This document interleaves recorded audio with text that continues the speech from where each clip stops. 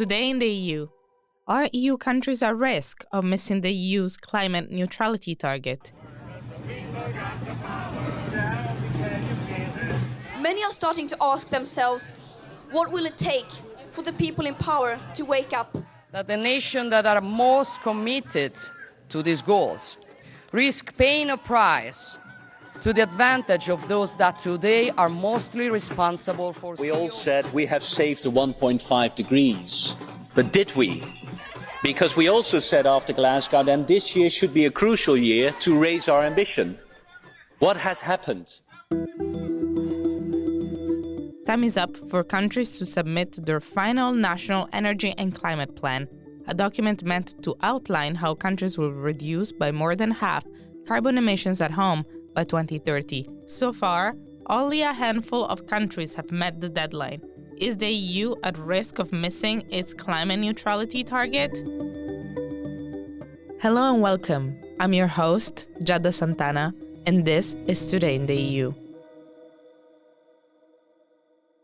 To discuss the importance of NECPs and the road ahead to achieve net zero emissions, I'm here in the studio with energy and environment journalist Niko Kurmayer.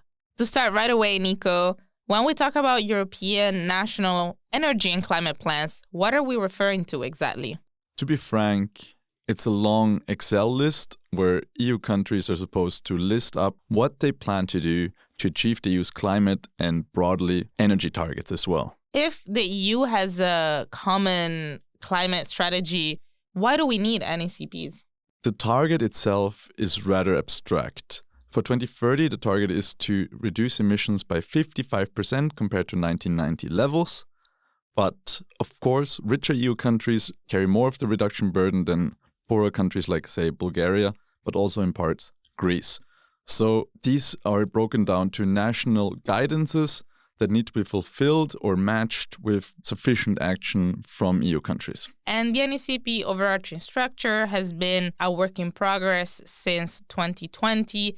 Countries were first supposed to present their draft in 2023, and then in 2024 they had to submit. Their final plans were now past that deadline, and this hasn't really been a successful process so far. Can you give us an outline of virtuous and less virtuous countries? I would say all 23 that have not yet submitted their plan are less than virtuous because they've missed the deadline. But even between those 23 countries, there's a lot of variance because standout countries like Germany, which celebrates 60% renewables in the first half of 2024, have yet to submit their plan. But then there's also countries like Austria, France, but also Malta, all of which have yet to submit their plans. And what is their reason for lagging behind? Every country sort of has its own story. For example, for Malta, where the targets are relatively low, they managed to set really low renewables targets in their first draft. Whether the final plan fixes this, we don't know yet because they have yet to submit it. Or for Austria, where internal government scuffles led to a retraction of even the first draft suggestion last year, and the government is unlikely to be able to adopt the plan at all before the elections in the fall. And then you, of course, have France, who is perhaps most visibly fighting with Brussels over its NECP, so that's the long-term climate plan. And what is at the root of the tension between France and Brussels on this specific point? The French government argues that a renewable electricity target should also be able to include nuclear power. The Commission doesn't see it that way because the law itself states the need for a renewable energy target. And so the French, at the same time, are withholding the plan, but also refusing to accede to suggestions from Brussels. Mm-hmm. And so only 4 countries, as you said, have submitted their NECP: Sweden, Denmark, the Netherlands, and Finland. Correct. What has been the reaction of the Commission today? The Commission knew going in that not every country would be on time. As a matter of fact, not every country even managed to submit a draft plan. So that means that from the beginning, nobody expected that they would get all 27 on 30th June. Mm-hmm. The next steps before the Commission will take real hard legal action, the so-called infringement procedure. It will first remind ministers for environment and energy when they meet this month, hey, please submit your NECPs. If you don't, then we'll take you to Luxembourg. Would that be a legal procedure then? That would indeed be a legal procedure. The first step in a legal procedure would be to send them a letter asking, why haven't you done this? Which would then be followed by an explanation, a bit of back and forth. But ultimately, within 1.5 to 2 years' times, the Commission could take them directly to Luxembourg, which would then mean a fine and a daily penalty. Right. These NECPs are particularly crucial, right? Because we're talking about up to 2030. Well, they're both incredibly important and incredibly pointless. Why do you say so? There's two aspects to these NECPs, these long-term climate plans. For one, it's an important stock-taking exercise. So we in Brussels, but also the Commission, can assess where we are in the process and whether EU countries are going to be able to achieve the climate target. But at the same time, a large part of the EU climate infrastructure is largely automated by now. 40% of greenhouse gases are covered by the ETS, so that's the EU's carbon price, which works automatically no matter whether or what EU countries write into the NECPs. This will be complemented by the ETS2, which will cover road transport and buildings. This too will be an automated process, which will come into force from 2027. That means approximately 75% of carbon emissions in the EU will be covered by largely automated processes. And we don't have access to final plans so far, yet you, of course, have been keeping an eye on the drafts that were presented last year, which is enough to get a sense of what EU member states are planning in terms of climate policy until 2030. What is your take as a reporter on this beat? The 2023 draft assessment done by the European Commission was ultimately a story of lacking ambition. In late 2023, based on the draft plans submitted by the EU countries, we had a 4 percentage point shortfall compared to the 55% target. This was particularly egregious in the road transport, building, heat, and agricultural sectors. There, we are 7 percentage points short of the 2030 goal of 40% reduction. When it comes to land use, so that's forestry, that's any natural environment in which we store carbon, we're short 50 million tons of our target. So that's almost 1/6 or more than 1/6 of the ambition that we've had for 2030. We're pretty far off. That's one side of the story. You were saying there's the second part of the story. What else should we keep into account? When these draft plans were submitted and when this was done, the EU lawmaking process for Fit for 55, so that's the package of measures that we put in place to achieve our 2030 climate goal, had not yet fully filtered through to the EU country level, meaning that we have reason to believe, and that's why nobody has made such a large fuss yet, that we will reach the 2030 target based on the new policies that we're putting in place. What are some of these policies supposed to tip the balance? For example, pushing for more renovation of buildings.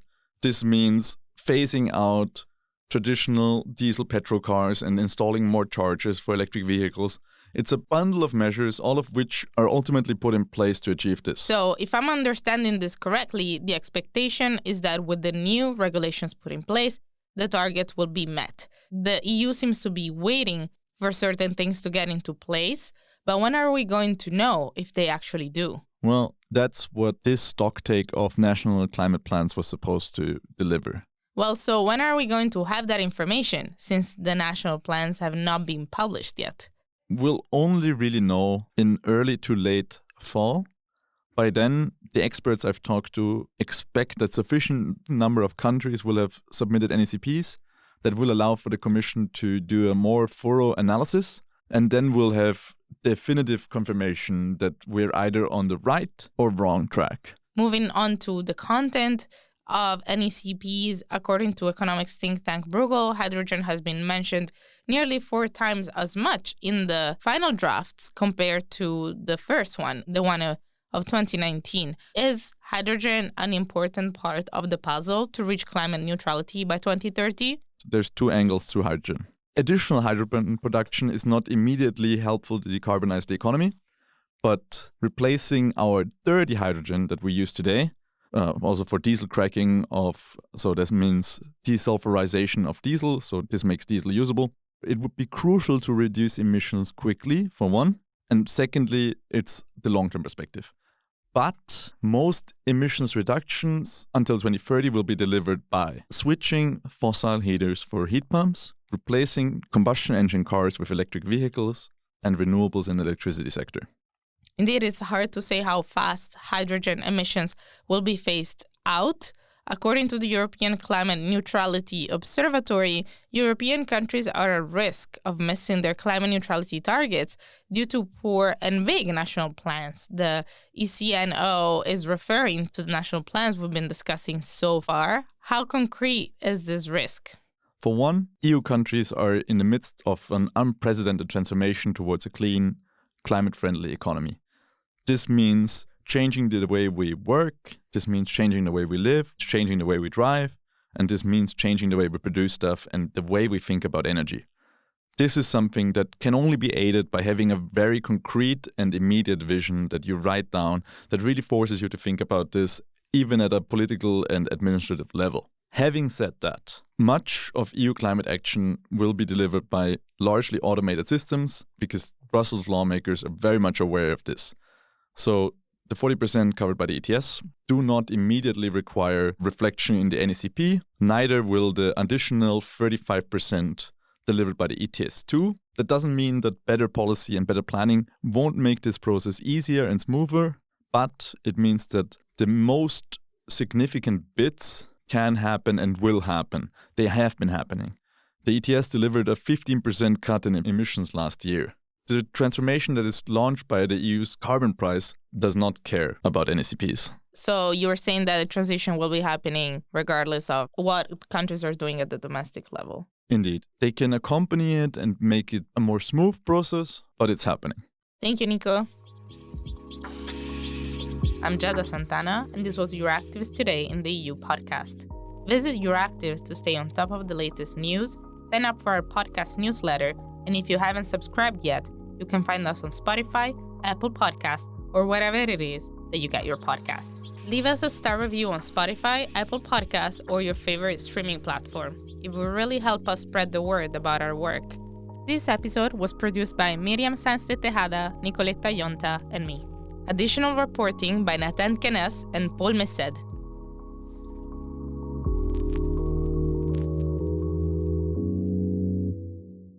As part of our commitment to accuracy, inclusion, and transparency, Euractiv is part of the Trust Project.